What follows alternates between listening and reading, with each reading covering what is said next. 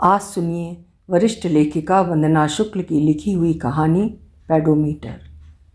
वंदना शुक्ल जी आकाशवाणी से सुगम संगीत एवं साहित्य और कविता की अप्रूव्ड आर्टिस्ट हैं। आकाशवाणी भोपाल विविध भारती पर कुछ वर्षों तक कैजुअल उद्घोषिका के पद पर भी रही हैं। उन्होंने थिएटर में भी आर्टिस्ट के तहत अनेक नाटकों में अभिनय किए हैं। दिल्ली दूरदर्शन से जिनका प्रसारण हुआ। विभिन्न पत्रिकाओं तथा ई मैगजीन्स और वेबसाइट्स पर भी वंदना शुक्ल जी की कहानियाँ प्रकाशित होती रहती हैं। प्रस्तुत है उनकी कहानी मेरी ज़ुबानी। मैं हूँ सीमा सिंह। पेडोमीटर ऊपर चढ़ रहा था। 1, 2, 3, 4। हर कदम पर एक लयबद्ध गिनती बढ़ रही थी, गोया दिल की धड़कन जिंदगी को हौले हौले थपथपा रही हो। मेरे कुर्ते की जेब में रखा मोबाइल मेरी ऊर्जा शक्ति और दिल की धड़कनों को मुस्तैदी से नाप रहा था। मेरा पूरा ध्यान इन्हीं अंकों पर अटका था।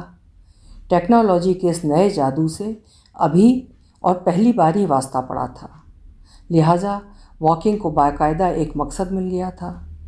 जिम्मेदारियों व नौकरी से मुक्ति ने इच्छाओं को मानो नई उड़ान दे दी थी। ज़िंदगी के पटाक्षेप से पहले इंसान को आज़ादी के सही सही मायने जानने का हक भी है। मैं मुस्कुराई। हालांकि अभी कुछ ही दिन हुए थे विज्ञान के इस नए चमत्कार से खेलते हुए। पिछले 1 हफ्ते से रोज़ अलस सुबह सैर करने जाती और जाते ही चेंज करने से पहले मोबाइल निकाल कर पेडोमीटर की रीडिंग पढ़ती। बेटे शुभम ने कहा था कि आपकी उम्र के स्वस्थ लोगों के स्टेप रीडिंग अर्थात कदमों की गिनती कम से कम 5000 प्रतिदिन होनी चाहिए। ये उसने ऑनलाइन हेल्थ साइट की तालिका में देखा था। नई जगह की सुबह कुछ अलग सी होती हैं, ज़्यादा ताज़ा और स्फूर्तिदायक। विदेशी ज़मीन पर उतरते ही चलने का सलीका बदल जाता है। उस वक्त मैं अपने गुलाबी नरम शूज़, बालों को क्लेचर में बांधे और ढीला ढाला सलवार सूट पहनकर एक पतले पक्के और सफ़ेद वॉक ट्रैक पर बिंदास चली, बल्कि उड़ी जा रही थी। दाहिनी ओर घने चौड़े हरे पत्तों वाले पेड़ों की कतार और पैदल पथ के दोनों किनारे खूबसूरत फूलों से भरे पौधों की खुशगवार क्यारियाँ थीं। दूसरी ओर नज़र घुमाओ तो सड़क पार बहुमंजिला अट्टालिकाएँ। सामने से एक अमेरिकन युवती पेरम्बुलेटर में अपने दुधमुहे गोल गोल प्यारे से बच्चे को बिठाए ट्रैक पर चली आ रही थी। वो अनजान औरत मेरी ओर देखकर मुस्कुराई। से हाय, उसने चलते चलते ही बच्चे से कहा। बच्चा अपनी नन्ही गुलाबी हथेलियों को हिलाकर अपने पोपले मुंह से मुस्कुराता हुआ बोला, हाय। मैंने मुस्कुराहट और अभिवादन में धन्यवाद लौटा दिए। वो और मैं एक दूसरे को क्रॉस करते हुए अपने अपने गंतव्य की ओर बढ़ गए। आगे का रास्ता मैंने अपने जहन में उस विदेशी औरत की जगह खुद को और उस बेहद प्यारे बच्चे की जगह अपने दोनों बेटों शिवम और शुभम के बचपन को आंखों में काटते हुए गुजारा। निसंदेह ऐसा होना मुझे अच्छा लग रहा था। वैसे भी ये उम्र युवावस्था में देखे गए सपनों की फेहरिस्त को पुनः पलटने की ही तो होती है। सुबह हवा बहुत प्यारी चलती है यहाँ, वहाँ इंडिया में भी चलती ही होगी। दरअसल जीवन की उस आपाधापी और चकरघिन्नी व्यस्तता में कभी सुबह को यूँ महसूस करने का वक्त ही नहीं मिला शायद। मैं राहत और अच्छा सा महसूस करती हूँ इस खुले माहौल में। न घर की किल्लतें, न नौकरी की हड़बड़ाहट। मैं अपनी देह घड़ी को वहीं इंडिया में फेंक आई हूँ। अब इफ़रात वक्त है मेरे पास, जो सिर्फ मेरा है, मेरे अपने लिए। अभी पार्क कुछ दूरी पर है। वॉकिंग ट्रैक की बाजू में पड़ी बेंच पर मैं कुछ लम्हे यूं ही सुस्ताने के लिए बैठ गई हूँ। मुझे याद आता है पिछली बार जब छोटा बेटा शुभ अमेरिका से इंडिया आया था, तब उसने मुझे नौकरी की किल्लतों से हलकान देखकर कहा था, मम्मी आपने अपनी आधी से ज़्यादा लाइफ तो हम दोनों भाइयों की परवरिश और पापा की बीमारी के लिए दे दी। अब जब सब कुछ ऑलमोस्ट सेटल्ड है तो फिर क्यों जॉब कर रही हो? पापा को जब से अटैक हुआ उन्हें ऊंचाई और प्लेन से और भी ज़्यादा डर लगने लगा है। सो वो यूएस तो आने से रहे। वैसे भी अब आप जॉब में बिज़ी रहती हो और पापा का घर में अकेले मन नहीं लगता था। तभी तो भैया उन्हें अपने साथ अपने घर जमशेदपुर ले गए हैं। वहाँ उन्होंने पापा के लिए केयर टेकर भी रख दिया है। अब तो आप फ्री हो, जॉब से रिज़ाइन कर दो। कभी बिंदास हमारे साथ रहो, कभी भैया के। शुभ ने मेरा VRS लेटर लिखा था, फिर वीज़ा की कार्रवाई के बाद अमेरिका का टिकट भी भेज दिया। कभी कभी हम अपनी अनुभूति का सच या सपना होना तय नहीं कर पाते। दिमाग कहता है कि यही सच है, लेकिन दिल को यकीन करने में कुछ वक्त लगता है। मुझे नौकरी करना कभी अच्छा नहीं लगा। अपनी गृहिणी मौसियाँ, मामियाँ वगैरह हमेशा इसलिए मुझे आकर्षित करती रहीं क्योंकि उन्हें सजने संवरने, अपने परिवार के साथ समय व्यतीत करने, घूमने फिरने का भरपूर टाइम होता था। मेरी माँ शिक्षिका थीं तो मैं उनकी व्यस्तता से खींचती, और तभी मैंने निश्चय कर लिया था कि मैं पढ़ूंगी खूब, पूरी दुनिया घूमूंगी। पर नौकरी, तौबा। लेकिन मासूम सपनों के कोमल प्यारे पक्षी बड़े होते ही दुनिया के आसमान में क्यों और कहाँ भटक जाते हैं। सामने की साफ शफाक सड़क पर कुछ गोल मटोल बच्चे स्कूल यूनिफॉर्म पहने चुहलबाजियाँ करते चले आ रहे थे। मैं बेंच से उठकर अब फिर चलने लगी हूँ। वो जमूरा पेडोमीटर भी, जो मुझे रिलैक्स करते देखकर मेरे ही साथ बेंच पर बैठा सुस्ता रहा था, मेरे चलते ही कदमों और दिल की मुस्तैदी से फिर नाप-जोख करने लगा। मैं एक बार फिर उसकी आंखों में झांकती हूँ। 1049 कदम, हार्ट बीट्स 100 पर मिनट। उसके इशारे से मुतमईन हो मैं फिर मोबाइल कुर्ते की जेब में रख लेती हूँ। ढीले ढाले बिना दुपट्टे के सलवार सूट में लिपटी गदबदाई देह की मैं, यानी डॉक्टर सुनंदा शर्मा, मैं फिर मुस्कुराने लगी। एक छरहरी विदेशी युवती टॉपलेस ड्रेस पहन सामने से मोबाइल पर बात करती बिंदास चली आ रही थी। वो एक सुगंध का भीना सा झोंका मेरे पास छोड़ वहाँ से गुजर गई। मैंने उसे मुड़कर देखा। मैंने अपनी उम्र को एक बार फिर पीछे मुड़कर देखा। वो फ़ोन पर बात करती हुई बीच सड़क पर रुककर बेतहाशा हंस रही थी। मैं भी मुस्कुराने लगी। ये उम्र ही पागलपन की होती है। मेरी उम्र तकरीबन इतनी ही रही होगी तब। मैंने एक बार फिर कलाई पर बंधी घड़ी देखी। 7 बजने वाले थे। पेड़ों की पत्तियां कुछ ज़्यादा झूलने लगी थीं। फूलों की भीनी सुगंध हवा में घुलकर सुबह को और जादुई बना रही थी। मैं और मेरा पेडोमीटर अपनी अपनी रफ्तार से पार्क की जानिब बढ़ रहे थे। कितनी जल्दी परिदृश्य बदल जाते हैं, मैं सोच रही थी। कुछ ही महीने पहले की तो बात है जब दोनों बेटों की ज़िद पर मैंने 9 वर्ष पहले ही नौकरी से VRS अर्थात कंपलसरी रिटायरमेंट ले लिया था। शिफ्टिंग के वक्त बेटा शुभ इंडिया आया। पैकिंग करते हुए उसने पूछा था, मम्मी PF वगैरह क्लियर हो गया आपका?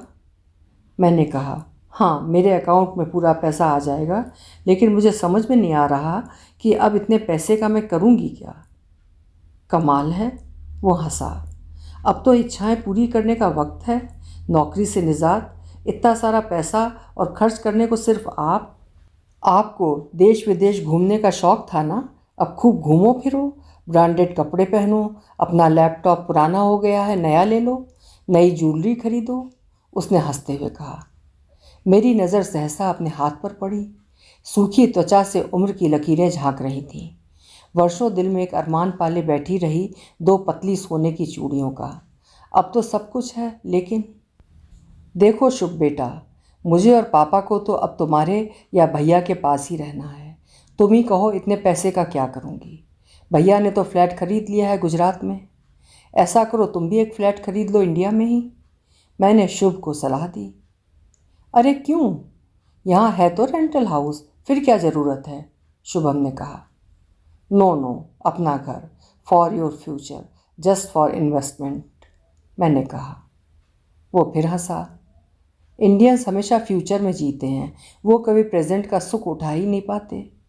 इतनी ज़िंदगी मिली है, खुलकर जियो ना, अपने बच्चों, नाती पोतों, पड़पोतों, आखिर अगली कितनी जनरेशन का ठेका ले रखा है आप लोगों ने। आपने हमें इतना एजुकेटेड कर तो दिया कि अपने बच्चों की योग्यता पर आपको भरोसा नहीं। माँ, अब टाइम बदल रहा है। हमारी जनरेशन बस प्रेजेंट में यकीन करती है, फ्यूचर की टेंशन नहीं लेती। भैया को नहीं देखा, कितने तो जॉब चेंज करते रहते हैं। रिस्क लेने से पीढ़ी नहीं घबराती। रिस्क तो नौकरी छोड़कर तुम्हारे पापा ने भी ली थी, वो तो तुमसे पीछे की पीढ़ी के थे। उस भ्रष्टतम सरकारी ऑफिस के कारिंदे, जिसमें चपरासी से लेकर मैनेजिंग डायरेक्टर तक सब गले तक रिश्वतखोरी और भ्रष्टाचार में डूबे हुए थे। तुम क्या जानो, जब एक सीधा साधा ईमानदार आदमी बेईमानों भ्रष्ट लोगों की भीड़ में फंस जाता है तो उसका क्या हश्र होता है। वही जो तुम्हारे पापा का हुआ। उनकी ईमानदारी से तिल मिलाकर शत्रुता और बेईमानी से थोप दिए गए आर्थिक घपले में बेकसूर सिद्ध होने के बावजूद जिस नैतिक जिम्मेदारी को निभाते हुए तुम्हारे आदर्शवादी पिता ने अच्छी खासी अकाउंटेंट की सरकारी नौकरी को लात मार दी, क्या उनकी नौकरी छोड़ने से भ्रष्टाचार खत्म हो गया? लोगों ने उनकी इस कुर्बानी पर उन्हें हार फूल मालाओं से लाद दिया? झूठे आरोप और नौकरी के चले जाने के सदमे को बर्दाश्त न कर पाने के कारण हार्ट अटैक होने पर किसी ने खबर तक तो ली नहीं उनकी। मैं ये बेटे से कहना चाहती थी लेकिन चुप रह गई। दरख्तों की कतार अब खत्म हो रही थी। अब सिर्फ एक साफ, पतली और लंबी पगडंडी नुमा सड़क रह गई थी जिसके इर्द गिर्द छोटे गहरे हरे रंग के पत्तों वाले पौधों की क्यारियाँ थीं। पार्क बस कुछ दूरी पर रह गया था। उसके हरे भरे अंश मेरी दृष्टि सीमा में आने लगे थे। पार्क के बीच बीच के घने दरख्तों पर हल्की मुलायम धूप की चांदी बिखरने लगी थी। मुझे दूर से मेरी नियत बेंच पर कोई बैठा दिखा। पक्का से दत्ता साहब होंगे। मेरी तरफ से उनकी पीठ थी और हरी पुती वुडन बेंच की पीठ टिकनी के ऊपर से उनकी गंजी खोपड़ी हल्की सी धूप में चमकती हुई झांक रही थी। वो सामने खड़ी किसी अंग्रेज औरत से बात कर रहे थे। औरत का चेहरा मेरी जानिब था।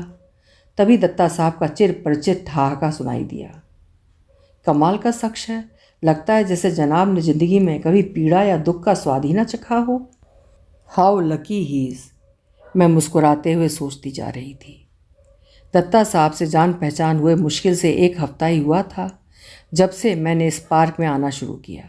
बस तब से विदेश में हिंदुस्तानी, वो भी नॉर्थ इंडियन, वो भी समान रुचियों की व्यक्ति मिल जाए तो अच्छा सा लगता है, जैसे कोई अपना मिल गया हो। बंगाली परिवार से ताल्लुक़ रखने वाले दत्ता साहब हंसमुख, बातूनी और बहुत पढ़े लिखे व्यक्ति थे। दुनिया जहाँ पर बातें करते। एक ये भी कारण था हमारी दोस्ती का। पारिवारिक मसलों के बनिस्बत उन्हें दूसरे विषयों जैसे कस्टम्स, राजनीति, साहित्य, कलाएं, विज्ञान, अध्यात्म आदि पर बातचीत करने में रुचि थी और बला का अनुभव भी। इंडिया में IIT प्रोफेसर के पद से कार्यमुक्त, विज्ञान की कई किताबों के लेखक, 2 शादीशुदा बेटियों के पिता, बड़ा दामाद जो मर्चेंट नेवी में था और एक एक्सीडेंट में एक टांग गंवा बैठा था, और अब उनकी बड़ी बेटी रितुल जो राजस्थान के एक रेजिडेंशियल स्कूल में टीचर है, के साथ और उसके भरोसे ही रहता है। रितुल के एक बेटा भी है। दत्ता साहब की पत्नी अब वहीं हैं। नौकरीशुदा बेटी, अपंग दामाद और नाती, यानी पूरी गृहस्थी का जिम्मा मिसेस दत्ता पर ही है। दत्ता साहब रिटायरमेंट के बाद यहाँ अमेरिका में अपनी छोटी बेटी शिल्पा के साथ रहते हैं, जो परित्यक्ता और एक कंपनी में कार्यरत है। उसका भी एक 7-8 बरस का होनहार बेटा दक्ष है जो स्कूल में पढ़ता है। दत्ता दंपत्ति ने दोनों बेटियों में अपने आप को बांट रखा है। अभी बस इतनी ही पहचान हुई है दत्ता साहब से।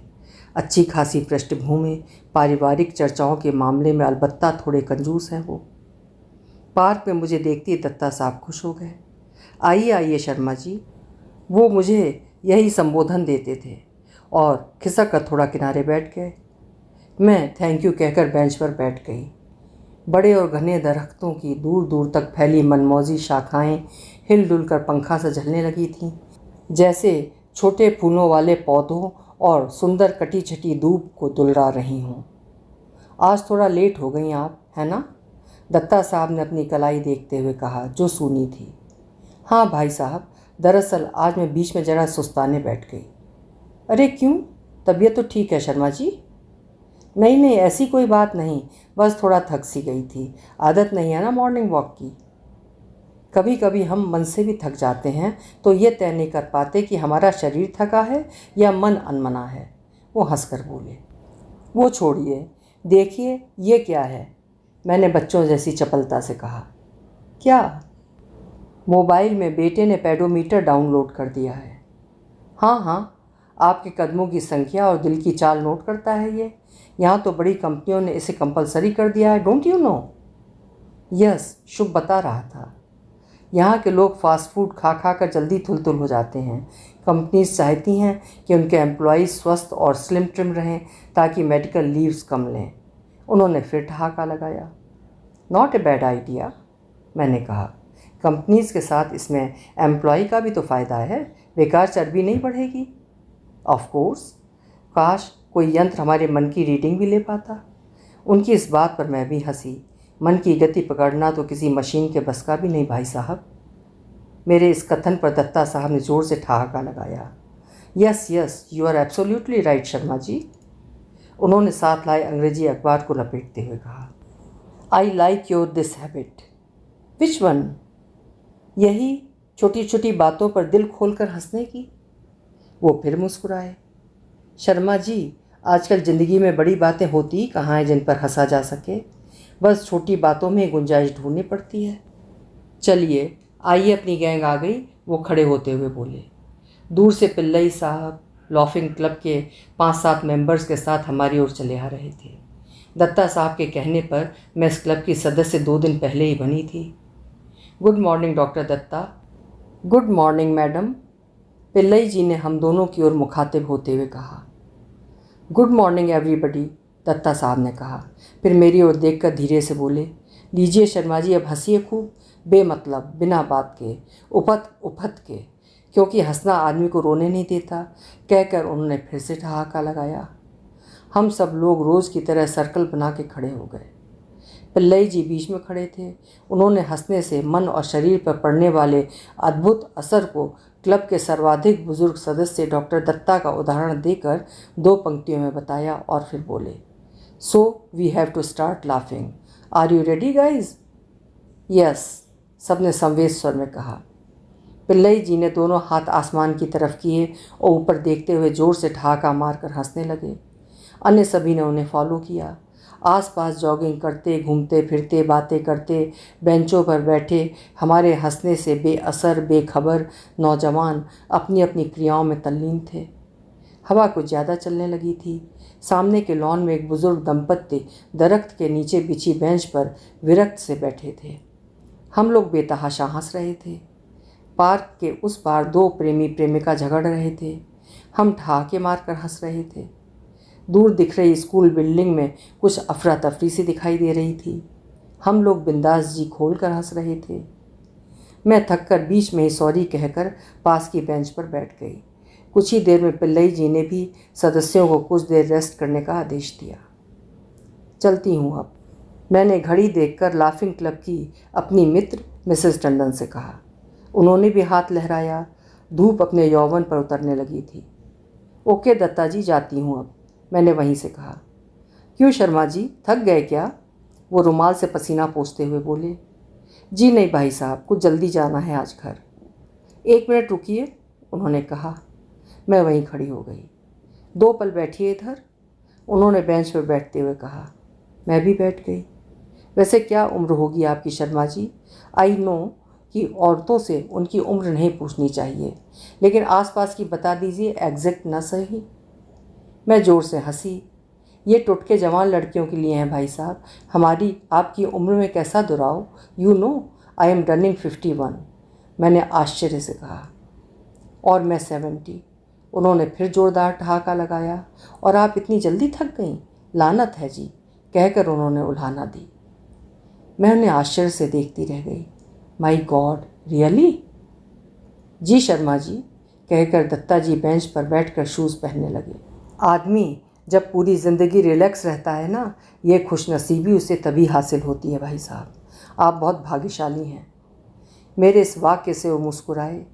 जी ये बात तो है। पार्क से लौटते वक्त जाहिर है वो ताजगी नहीं होती, जल्दी रहती है घर पहुंचने की। पेडोमीटर दौड़ने लगा था। मम्मी बताइए, आज आपका पेडो क्या कह रहा है? शुभ ने शाम को डिनर के वक्त कहा। मैंने उसे पेडोमीटर दिखाया। 3952 स्टेप्स। आज आप काफ़ी चली। गुड। अब आप अपनी हेल्थ का जिम्मा इस दरबान पर छोड़ मस्त रहिए, यह आपकी हेल्थ रिपोर्ट देता रहेगा, उसने कहा। दत्ता साहब का पार्क में मिलना वॉक की तरह एक आदत बन गया था। वो पार्क में मुंह अंधेरे ही सबसे पहले आते, इतने पहले कि कभी कभी लगता कि वो जाते भी हैं या नहीं। उनका रंग गहरा सांवला था और शरीर थोड़ा थुलथुल। कभी कभी उनकी मैली टी शर्ट पर बटर या सब्जी वगैरह के दाग लगे होते और आँखों की कोर लिसलिसे से द्रव से भरी होती। वो बिना जुराब पहने ही आ जाते और कभी पूरी तैयारी के साथ, शूज़, हाफ पैंट, लड़कों जैसी स्मार्ट टी शर्ट, एकदम नहाए धोए फ्रेश, दियों से महकते। ताजगी उनके चेहरे से फूटती।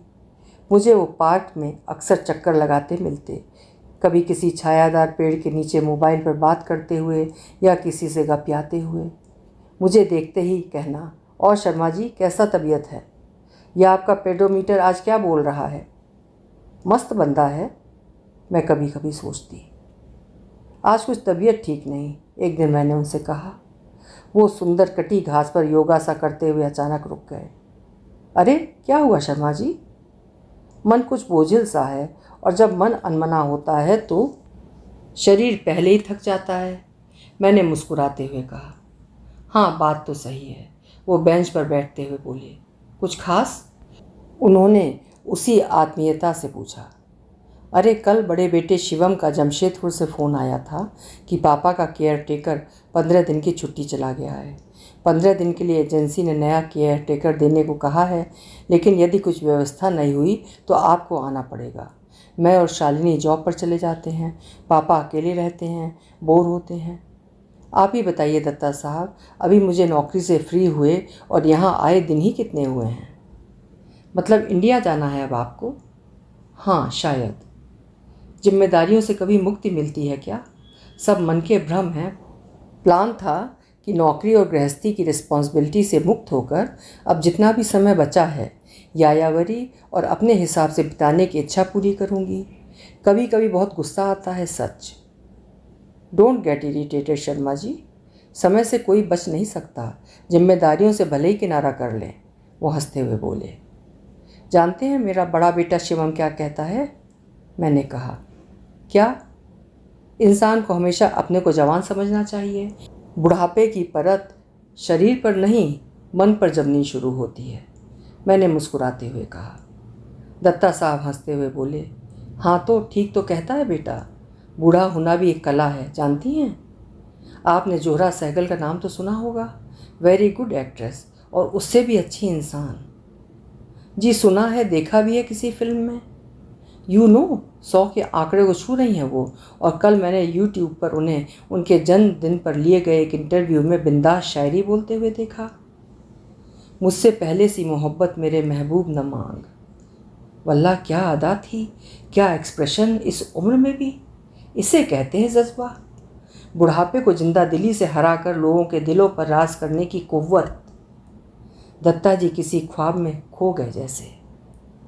लगता है आपको शायरी का शौक़ है, मैंने कहा। बहुत, उन्होंने हंसते हुए कहा। किसी ज़माने में माशाअल्लाह खाकसार भी शेरो शायरियाँ किया करता था। वो कुछ झेपते हुए से बोले। वाह फैंटास्टिक, एक्चुअली भाई साहब आप मेरे लिए एक इंस्पिरेशन भी हैं। Very good, but how? लोग कहते हैं कि बेटियों के माँ बाप का बुढ़ापा कठिन होता है, लेकिन जब भी आपको देखती हूँ एक ताजगी से भर जाती हूँ, हरदम तरोताज़ा, बिंदास। कितने खुश नसीब हैं आप और आपकी बेटियाँ। दत्ता जी ने मेरी इस बात पर ठहाका लगाया। जी सही कह रही हैं आप Sharma ji, I am so lucky person. अगले दिन मैंने दत्ता जी को एक खुशखबरी सुनाई कि बड़े बेटे ने नए केयर टेकर का इंतज़ाम कर लिया है, अब यहाँ सुकून से रह सकूँगी।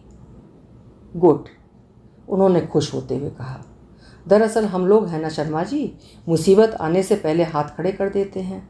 हा, चलो ठीक है। Now enjoy your retirement life. सचमुच आपने छोटी उम्र से बड़ी प्रॉब्लम झेली हैं। वैसे अभी आपकी उम्र इतनी भी नहीं हुई, आपको अब अपनी लाइफ अपनी मर्जी से जीनी चाहिए। हाँ लेकिन शर्मा जी, जो मिला है उसे देखिए, जो नहीं मिला है उसे मत कुरेदिए। हमारे प्रोफेसर मित्र डॉक्टर कुकरेजा कहा करते थे कि विदाउट रीज़न खुश होना भी एक गुण है, समझे? ठहाका लगाते हुए उन्होंने कहा। उस दिन जब मैं पार्क में पहुंची, दत्ता साहब नहीं आए थे। रोज़ तो वो जल्दी पहुंच जाते थे यहाँ।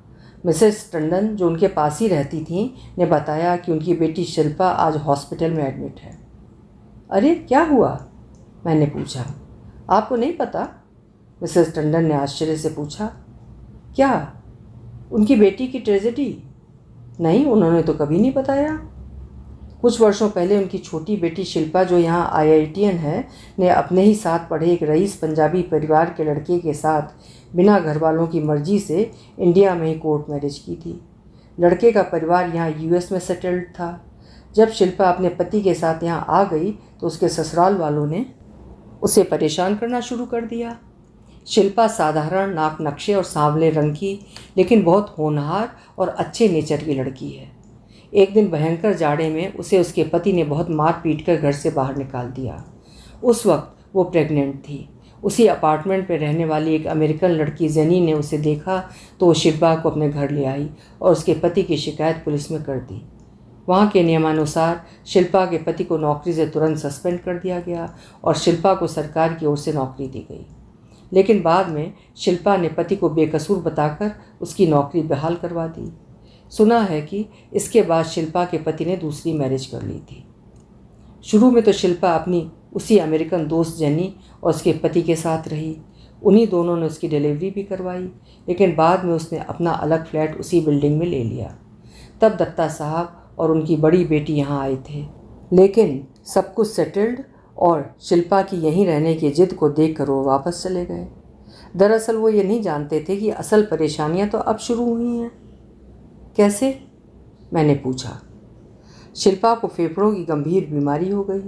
डॉक्टर ने बताया कि प्रेगनेंसी में उसे जो मारा गया और भयंकर जाड़े में बाहर निकाल दिया गया, तब उसे फेफड़ों में इन्फेक्शन हो गया। तब दत्ता साहब रिटायर ही हुए थे। कॉलेज कैंपस का घर भी चला गया था, इसलिए वो अपनी बड़ी बेटी दामाद के पास सपत्नीक राजस्थान चले गए। लेकिन उन्हें अपनी योजनाओं को खारिज कर अपनी बेहद सीधी सादी और पतिव्रता घरेलू पत्नी को बड़ी बेटी रितुल के पास छोड़कर मजबूरी में यहाँ अमेरिका में शिल्पा के साथ रहने का निर्णय लेना पड़ा। अस्पतालों के चक्कर, दवाइयाँ, डॉक्टर, बस यही सब कुछ शुरू हो गया। शिल्पा को अब वर्क फ्रॉम होम की सुविधा ऑफिस से मिल गई है। Her will power is so strong, इसीलिए आज वो जिंदा है। बेटी और नाती की देखभाल पूरी दत्ता जी के जिम्मे ही है।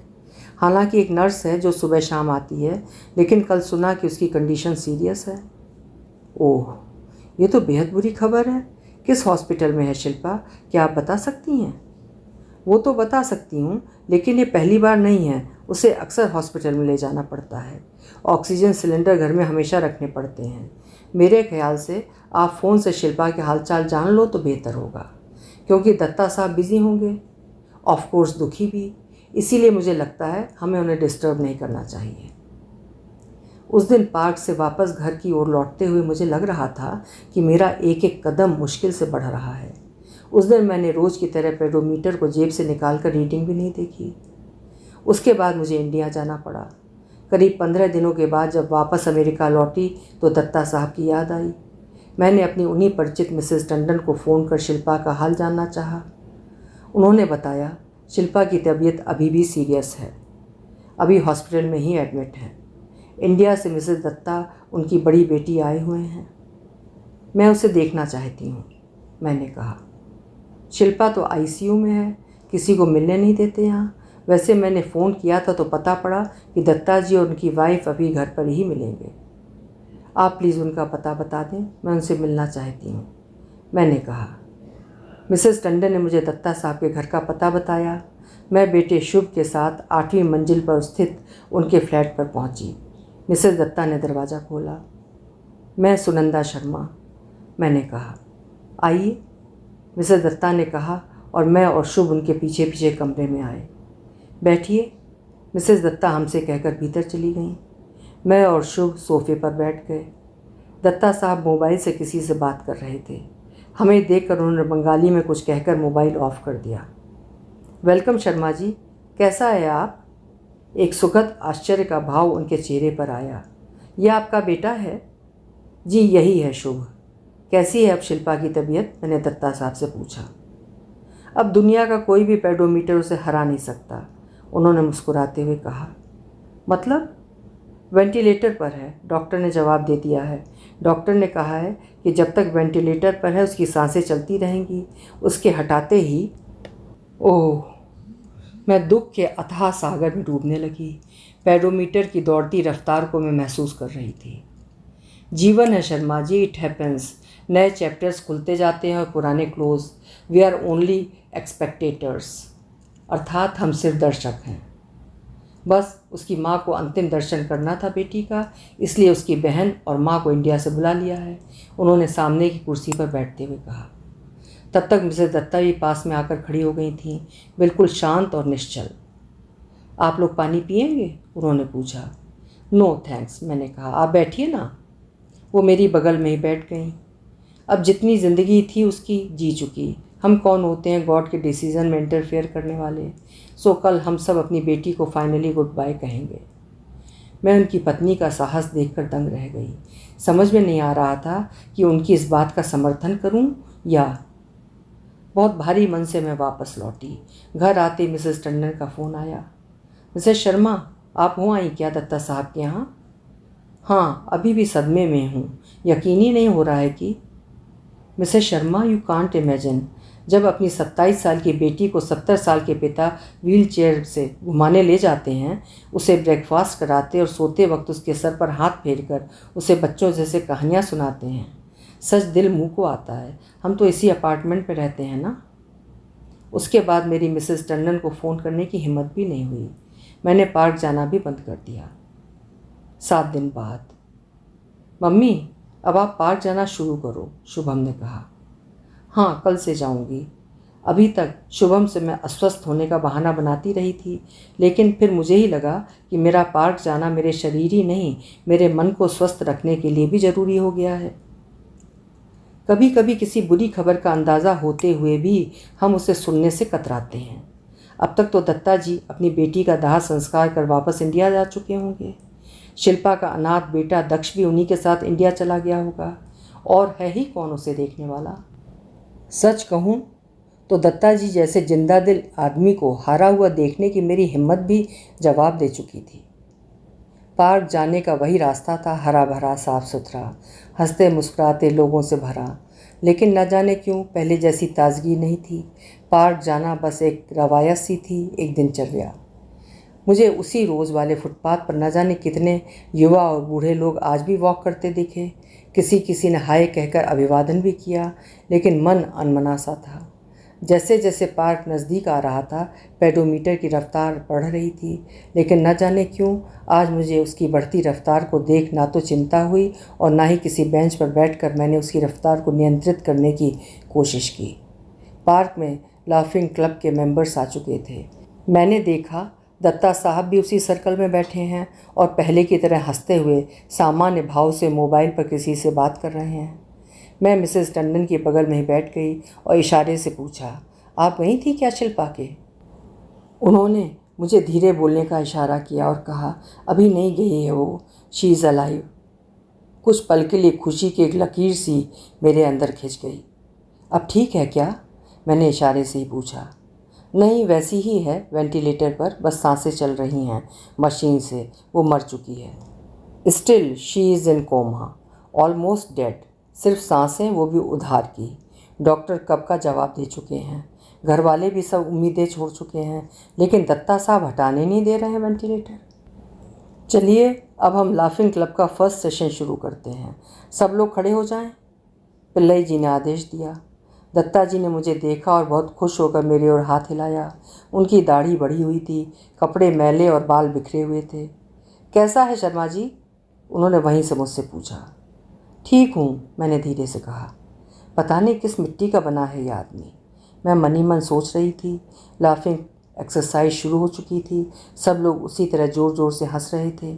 मैंने कनखियों से दत्ता साहब की तरफ देखा, वो आज कुछ ज़्यादा ही ज़ोर ज़ोर से हंस रहे थे, लेकिन कुछ देर बाद ही दत्ता साहब हंसते हंसते अचानक दहाड़े मार कर रोने लगे। इतना कि उनको चुप कराना मुश्किल हो गया। कोई उन्हें पानी पिला रहा था, कोई उन्हें चिपका कर शांत कराने की कोशिश कर रहा था, लेकिन वो बच्चों की तरह फपक फपक कर रो रहे थे। मुझसे और देर तक वो स्थिति नहीं देखी गई और मैं जल्दी जल्दी कदम बढ़ाती घर आ गई। मेरे साथ पेडोमीटर भी हाफ किया। दूसरे दिन एक मेल मिला, जो अंग्रेजी में था, जिसका हिंदी तर्जुमा ये था। डियर फ्रेंड्स, आज हमारी बहुत प्यारी बेटी शिल्पा दत्त अपनी अनंत यात्रा पर रवाना हो गई। सुबह शिल्पा का वेंटिलेटर हटा लिया गया और आज दोपहर 3 बजे क्रेमेटोरियम में अंत्येष्टि का समय निर्धारित हुआ है। ठीक 3:10 पर कॉफिन का पर्दा गिरा दिया जाएगा। उसके बाद ब्लू मून होटल में एक रिसेप्शन रखा गया है, जहां शिल्पा की लाइफ पर उसके पेरेंट्स और फ्रेंड्स कुछ बोलेंगे। उसी वक्त शिल्पा के बेटे दक्ष को शिल्पा की आखिरी इच्छा के मुताबिक उसके अमेरिकन दोस्त जेनी को सौंप दिया जाएगा। आप चाहें तो उसकी अंतिम विदाई में हमारे साथ शामिल हो सकते हैं। Doctor Anish Datta, Mrs Kalindi Datta. शुभ। अचानक मैंने बेटे को आवाज़ दी। जी मम्मी। शुभ कमरे में आया। मोबाइल में से पेडोमीटर हटा दो।